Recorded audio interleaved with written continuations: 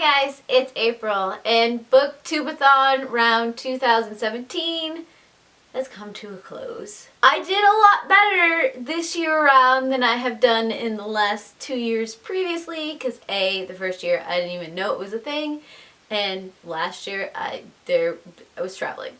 This week has been up and down and all over the place. I don't even know how to explain this week, but I did manage to do some of the video challenges. Those are fun. I liked trying to be a little creative with some of those. I will leave links to those down below in case you're interested in my attempts at being fancy is a thing. As for my reading, I only got 4.5 books read, which I will admit isn't that bad. I was hoping I would complete the 7 challenges, but no. Now I am going to tell you about the 4.5 books that I did manage to read this week, because that is why you're here. The first book that I picked up and finished was The Daughter of Time by Josephine Tey. This is the story of a detective, Grant, who is laid up in bed and suddenly becomes enthralled with the mystery of Richard III and the princes in the tower. So it takes a lot of history and back digging into the whole reign of Richard III and who Richard III was as a person, and trying to decide if he was a villain or not, and what happened to these 2 princes that just disappeared one day, and whether or not Richard was connected to the disappearance of said boys. I did like to see the history that was woven into this story. It wasn't at all what I was expecting. It was a lot drier than I was hoping for, but it did take some interesting looks into who Richard was. So I'll give it props for that. This also was not the first in a series about Grant.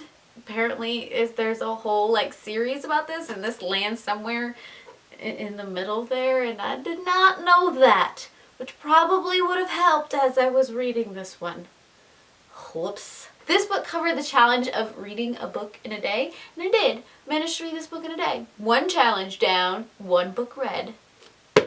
Done. The next book I picked up and finished was Dream House. This is the story about a girl who finds herself in this house. She feels a connection with it. She doesn't know why, and then some strange things starts to happen as she is staying in this house. I like what was attempted in this book. However, it was extremely predictable, and there was this weird fascination with chronologically everything that she did in the day. I don't need to know what she ate. I'm just gonna say it. I don't need to know every time she went to the kitchen to pick up food because she was hungry, and what she ate because she was hungry. There was a lot of, I don't know what else to fill this with, so I'm going to put in the mundane stuff that doesn't necessarily pull the story along. And from the very first page, I could tell you exactly where this story was going, which probably is why it didn't really hold my interest all that much. Like I said, I liked what was attempted in this book. I think it just needed further refinement. And this book completed the Hyped Book Challenge, so 2 challenges, 2 books. Done. Next, I picked up Girl in the Park by Mariah Fredericks. This is the story of Rain, who is dealing with the death of a friend, Wendy. Wendy is found in the park after a party, and so Rain is trying to figure out what happened to her friend and trying to separate what public is saying and what some people at school are saying with the girl that Rain knew. Once again, this was a story that I could tell you where it was going from the beginning, and it might have been because I've watched way too much SVU episodes in my lifetime. Totally possible, which is why I could tell you how things went down. That was a thing. I did like the fact that Rain as a main character did have a slight disability. She had a cleft palate, so a lot of her interactions and her thought processes were based around what she has experienced growing up. So that was an interesting perspective to see. And so I guess with that in mind, this could technically take the place of the challenge of reading a book about someone who's different than myself. 3 books, 3 challenges.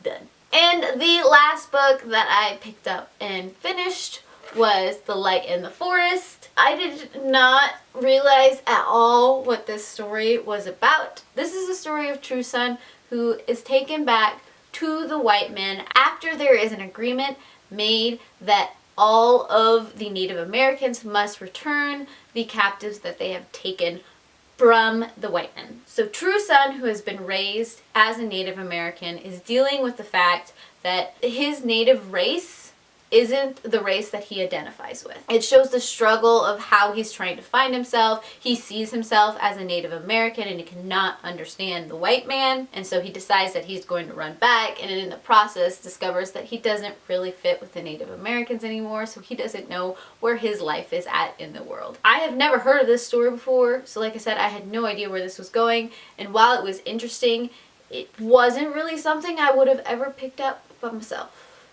So I didn't really connect with it as much as I wanted to. This was my read completely outside challenge. So 4 books, 4 challenges, done. And then the last book that I attempted to read and only got halfway through it, whoops, was The Court of Wings and Ruin by Sarah J. Maas. I have been attempting to read this one probably for over a month now. I don't even remember. I don't. So I'm still in the process of reading this book, is the thing. Eventually I will finish it, maybe. I don't even know. So those were the books that I managed to read during BookTube-A-Thon. Wasn't my best read-a-thon ever, but I really enjoyed participating. Tell me down below what your favorite read this week was, and I heart your beautiful faces. Bye.